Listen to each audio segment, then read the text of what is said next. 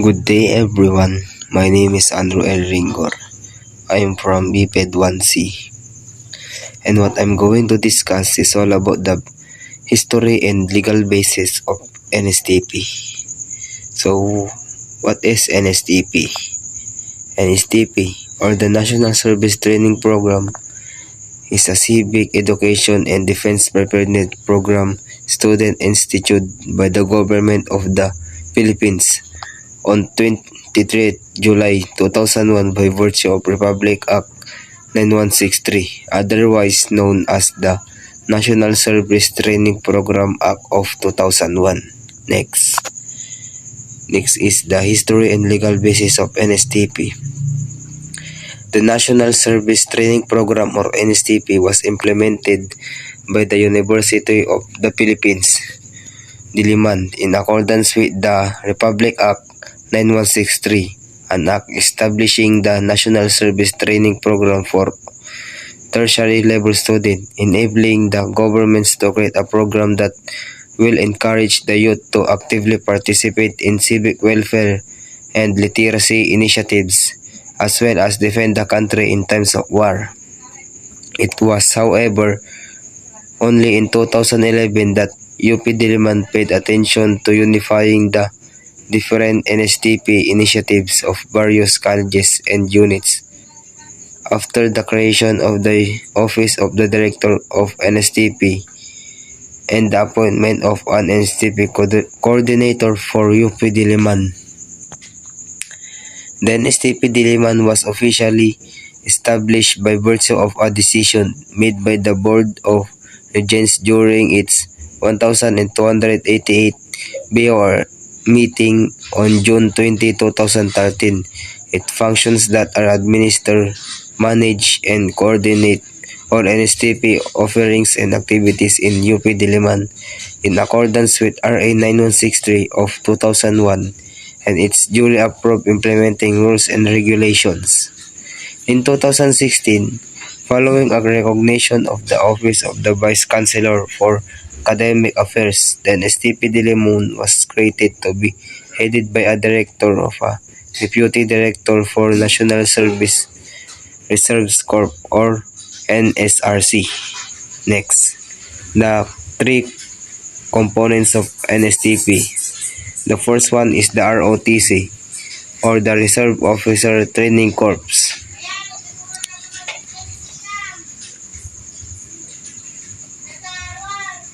ROTC. Ang ROTC, ito ay para magbigay ng military training upang mahasa ang mga mag-aral sa pangangailangan pagdepensa ay nakalinsunod sa Section 38 at 39 ng Republic Act 7077. The second one is Literacy Training Service, or the LTS. Ang LTS naman ay naidisenyo para sa mga estudyante na gustong maging guro. And the last one is the CWTS, or the Civic Welfare Training Service. Ang CWTS ay programa at gawaing tumutugon sa pangangailangang pangkalahatan, kagalingan at pagpapaunlad ng kabuhayan ng ating mga mamamayan. So, what happened to student after they graduate NSTP? The graduate of the CWTS and Literacy Training Service components of the NSTP shall belong to the National Service Reserve Corps, or NSRC, and could be tapped by the state of literacy and civic welfare activities, especially in times of calamities, while the graduate of the ROTC program shall apart from the Citizen Armed Force. And that's all for today's video. Thanks for listening and watching. Thank you. Article 3 Bill of Rights. Section 1 is the right to life, liberty, and property. Section 2 is the right against unreasonable searches and seizures. Section 3 says that every person has the right to keep his communication or correspondence secret. Section 4 is the freedom of speech, right to free press, freedom of assembly, and right of petition. Section 5 is the freedom of religion. Section 6 is the liberty of adobe and the right to travel. Section 7 is the right to information. Section 8 is the right to form associations. Section 9 is the right to just compensations. Section 10 is the non-impairment clause. Section 11 is the free access to court. Section 12 is the right of the person under custodial investigation. Section 13 is the right to bail and against excessive bail. 14 is the right of the accused. Section 15 is the right of habeas corpus. Section 16 is the right to speedy disposition of cases. Section 17 is the right against self-incrimination. Section 18 is the right to political beliefs and aspirations. Section 19 is the prohibition against the cruel, degrading, or inhuman punishment. Section 20 is the non-imprisonment for death. Section 21 is the right against double jeopardy. 22 is the ex post facto law, bill of attainder. Hello everyone, my name is Glenda Masi, and in this video I will be discussing the Philippine Constitution. Let's start with the definition of a constitution. What is a constitution? A constitution is a set of rules that guides how a country, state, or other political organization works. So, this is like a rule book for the government, and all rules stated in this rule book must be followed by the government. This document also creates the branches, the powers, and responsibilities of the government. It is also contains the right of the people, and it is illegal for the government to violate these rights. If they do, they'll be punished by the law. The Constitution is also often known as the supreme law of the land. This means that it is the highest law in the country. The government cannot pass a law which goes against the Constitution. All laws must comply with these principles set out in this Constitution. Take note of this. No one, not even the President, can go against the Constitution. Here's the fun fact. Did you know that every February 2 is our Constitution Day? For those of you who are not aware of this, for every change in the Constitution, the President will release a proclamation to commemorate the date when the new charter will take effect. This day is called the Constitution Day. The latest Constitution of the Philippines was ratified on February 2, 1987. This is the reason why we celebrate our Constitution Day every 2nd of February. Now that we already know the meaning of a constitution, let's move on the importance of a constitution. Why is it important for us to have a constitution? First, it's a maintain law and order. Imagine our country without a constitution. It will be in chaos. We Filipinos will be denied of our rights. An anarchy is possible. When we say anarchy, it's a state of society without authorities or a governing body. So without someone who will lead us, our society will be in total confusion. Second, it imposes the rules and regulations. The Constitution serves as the guide to the government officials in managing the government. It tells them the things that they should do and the things that they shouldn't do. Third, it protects the rights and freedom of the citizen. Either posting on Facebook, Twitter, Instagram right now, you are exercising your freedom of expression, expressed in our Constitution. This is just one right.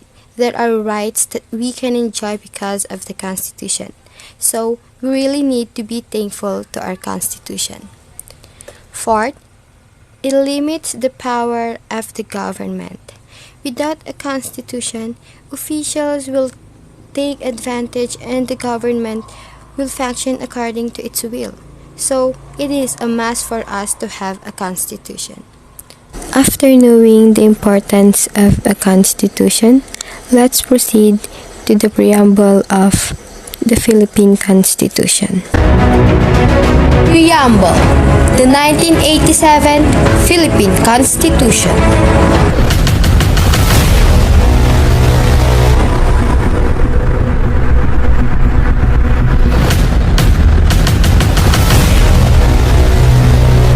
Truth, justice, freedom, love, equality, and peace.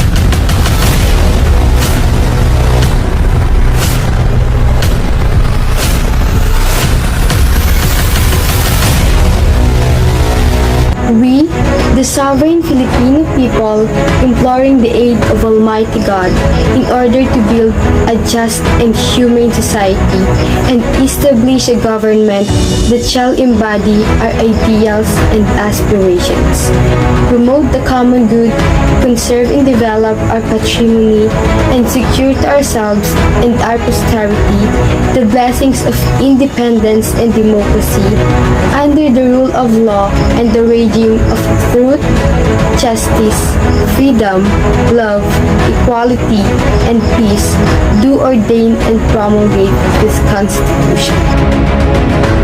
After watching the preamble of the Philippine Constitution, let's know more about the Philippine Constitution.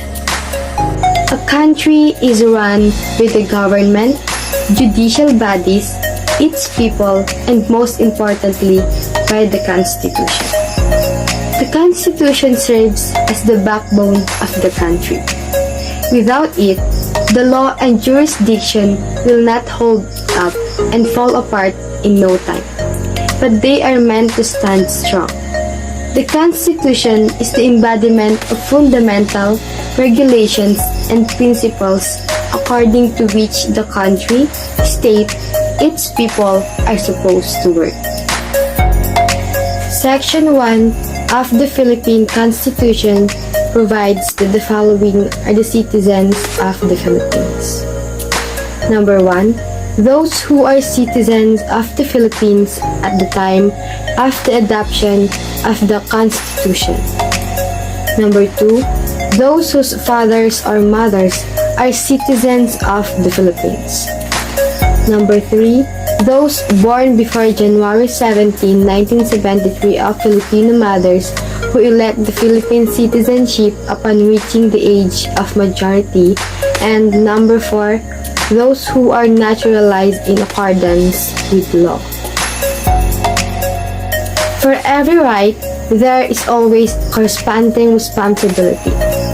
The following are important duties and obligations of every person who lives in a constitutional democracy like the Philippines. Number 1, to be loyal to the Republic.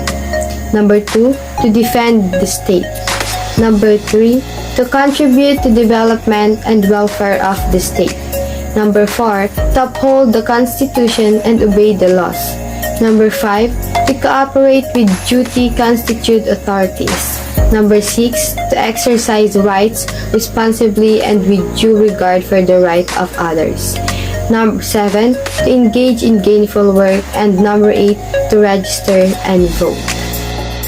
Lastly, I will be showing you the former Constitution of the Philippines. The 1986 Freedom Constitution, promulgated by Presidential Proclamation on March 25, 1986. The 1973 Constitution, draft presented to President Marcos by the 1971 Constitutional Convention on December 1, 1972. Deemed ratified by citizens' assemblies held from January 10 to 15, 1973, proclaimed in force by proclamation by President Marcos on January 17, 1973. The 1943 Constitution, as approved by the Preparatory Committee on Philippine Independence on September 4, 1943, and ratified by the Calibapi Convention on September 7, 1943. The 1935 Constitution, as amended on June 18, 1940, and on March 11, 1947. The 1935 Constitution, as approved by the 1934 Constitutional Convention on February 8, 1935, certified by the President of the United States on March 25, 1935, and ratified by plebiscite on May 14, 1935. The 1899 Malolos Constitution, approved by the Malolos Congress on November 29, 1898, draft returned by the President Aguinaldo on December 1, 1898 for amendments, which the Congress refused, approved by the President Aguinaldo on December 23, 1898, formally adopted by the Malolos Congress on January 20, 1899, promulgated by President Emilio Aguinaldo on January 21, 1899.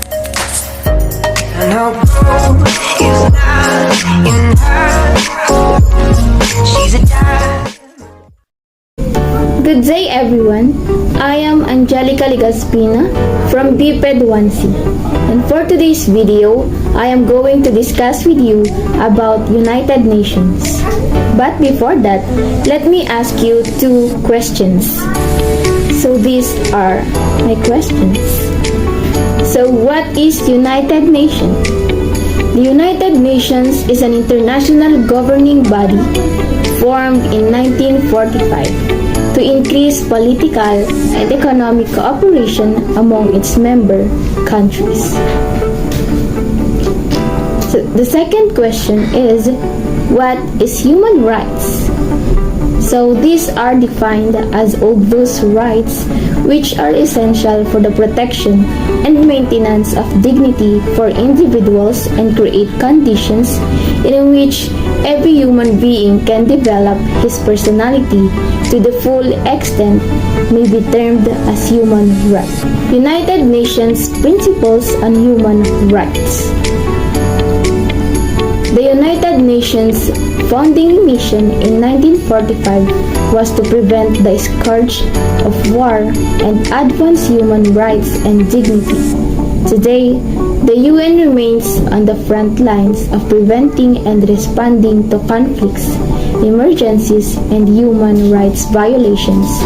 More than 90,000 blue helmets help countries navigate the difficult path from conflict to peace. Over a dozen UN agencies provide emergency relief for more than 100 million people in need of humanitarian assistance. And around the world, human rights are upheld and promoted through approximately 80 treaties and declarations agreed to at the United Nations. But as tensions between major power persist in vital areas and extremist elements participate more and more in regional conflicts. Thus, effort is getting difficult. Universal Declaration of Human Rights. It sets out, for the first time, fundamental human rights to be universally protected, and it has been translated into over 500 languages. The UDHR is widely recognized as having inspired and paved the way for the adoption of more than 70 human rights treaties, applied today on a permanent basis at global and regional levels, all containing reference to it in their preambles. Universal Declaration of Human Rights. The Universal Declaration of Human Rights is a milestone document in the history of human rights, drafted by representatives with different legal and cultural backgrounds from all regions of the world. The declaration was proclaimed by the United Nations General Assembly in Paris on December 10, 1948, as a common standard of achievements for all peoples and all nations. There are 6 human rights principles. Number 1, universality and inalienability. Human rights are universal and inalienable. They are rights that are due to everyone, everywhere. Human rights are universal because everyone is born with and has the same rights regardless of where they live, their gender, race, or religious, cultural, or ethnic background. This idea is encapsulated in the words of Article 1 of the Universal Declaration of Human Rights. All human beings are born free and equal in dignity and rights as a result of the inalienable nature of human rights. 2. Indivisibility. Human rights are indivisible. Human rights are a part of everyone's dignity, regardless of how they relate to civic, cultural, economic, political, or social issues.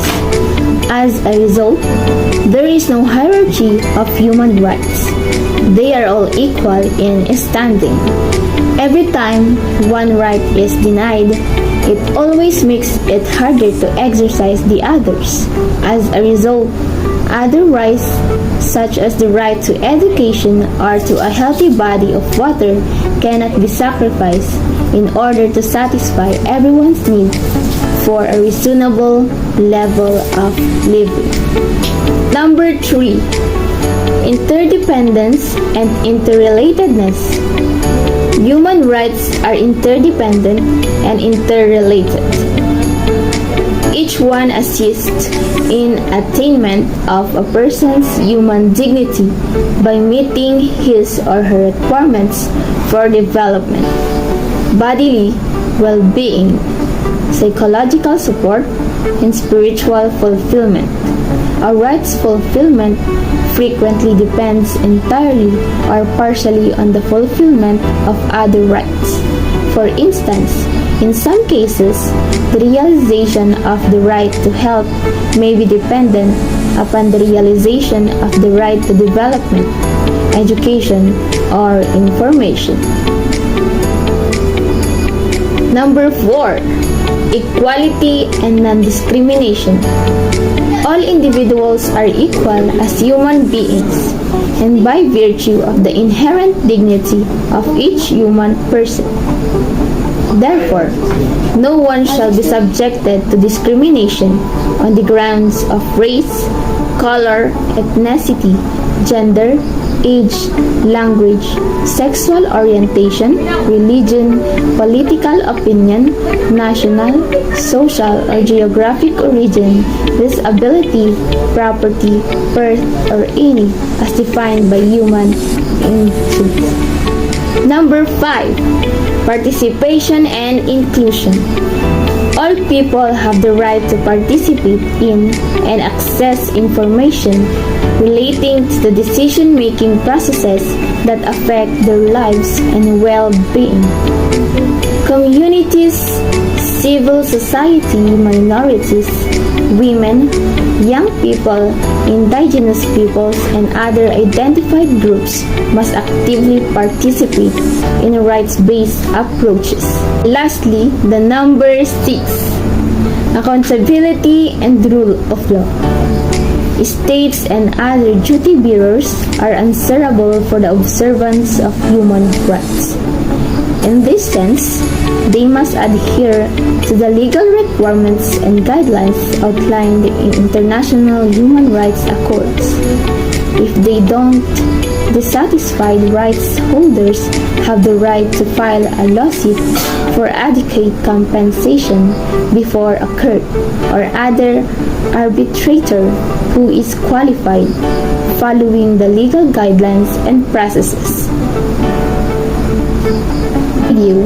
Let me just tell you about the reason why we should know our rights as humans. Human rights are important because no one should be abused nor discriminated. Everyone has the right to develop their talents and skills, protecting and preserving their rights. Human rights ensure that every individual can live a life of dignity and a life that is worthy of human being.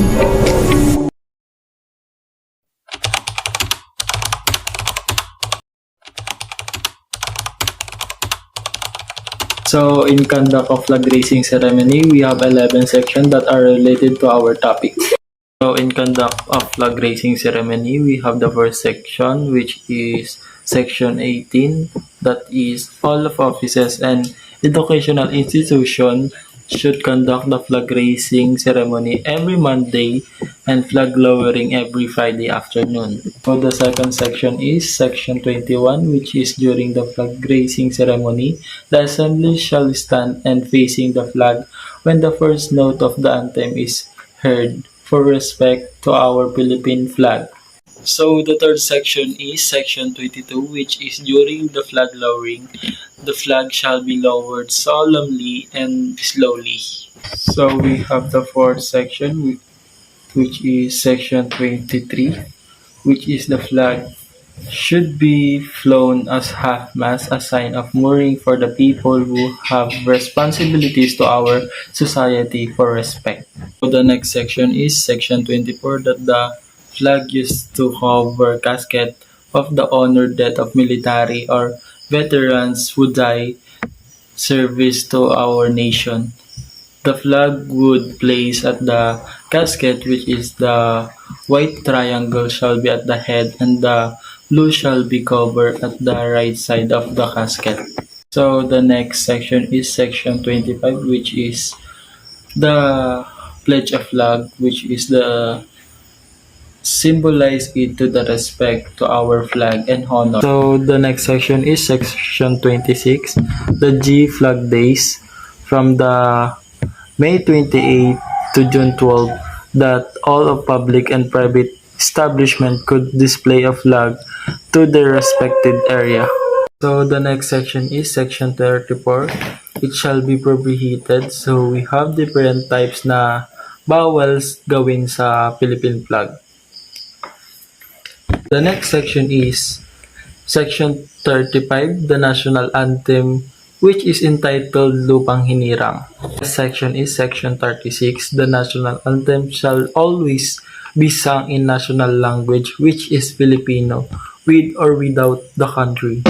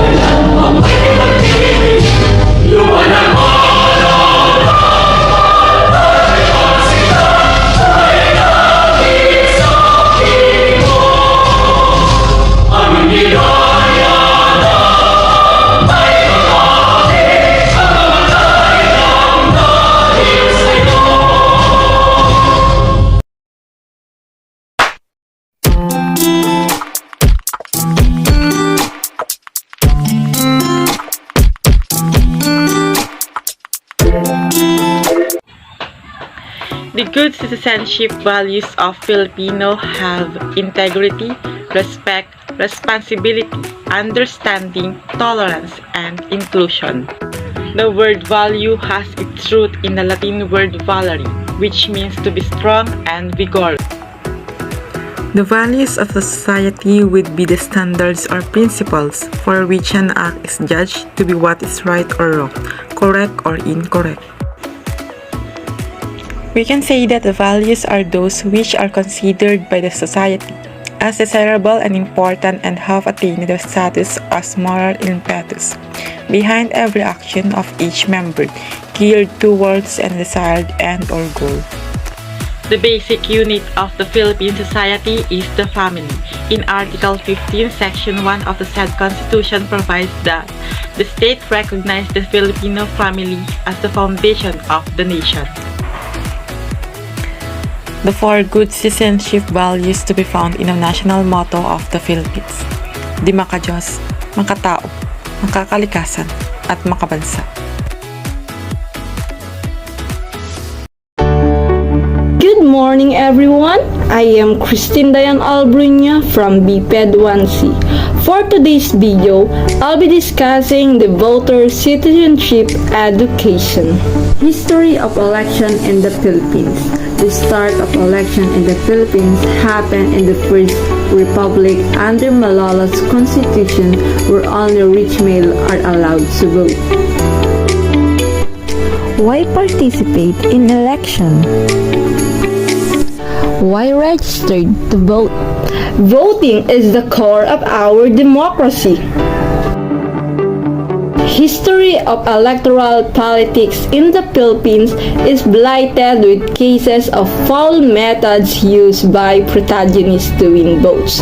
Vote buying, fraud, and stealing votes are common post-election compliance. Worst of all, partisanship can be so contentious as to ignite election-related violence.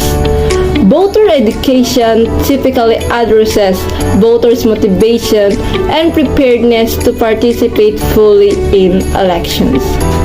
Voter education takes place to assist the election administration and its task of delivering a free, fair, efficient, and cost-effective election and provides potential voters with the necessary information to make an informed choice in the voting booth. How to register the vote?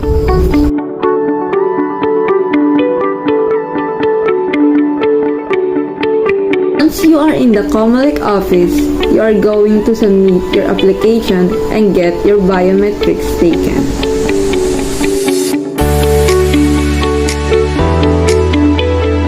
One must be a citizen of the Philippines.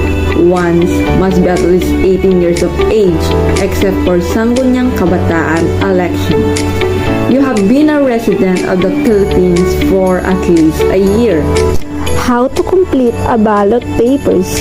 Filling out ballots incorrectly can mean an individual's vote is misrepresented in the final count or counted as invalid.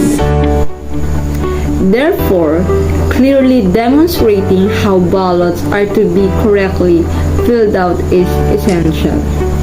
An electoral system or voting system is a set of rules that determine how elections and referendums are conducted and how the results are determined. Forms of electoral system. First, plurality system. Candidate with the highest number of vote wins. Second, the majoritarian system. Candidate must ensure that the presence of majority is 50% to win the election. The third one is the proportional system. Number of seats allocated in a government proportion. Major issues in the Philippines electoral system.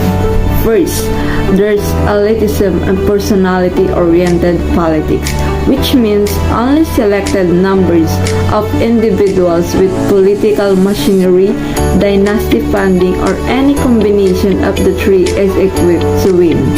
Next is disenfranchisement. There are citizens who are not able to vote because their names are not on the voters list. We need to vote. Is my single vote is important? The answer is yes, because your one vote can be the last vote needed to change the life of everyone. It's important to vote because it's a way to make your voice heard on the issues that concerns you. If you don't vote, others will make the decision for you. It gives them a voice in the life of their schools, their communities, and society at large. It enables them to make a positive contribution by developing the knowledge and experience needed to claim their responsibilities.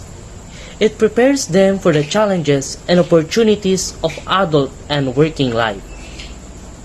The NSTP also brings benefits for schools or the other educational organization and for society at large. For schools and other educational organizations, it helps to produce motivated and responsible learners who relate positively to each other, their staff, and to the surrounding community. For society, it helps to create an active and responsible citizenry, willing to participate in the life of the nation and the wider world and plays its part in the democratic process.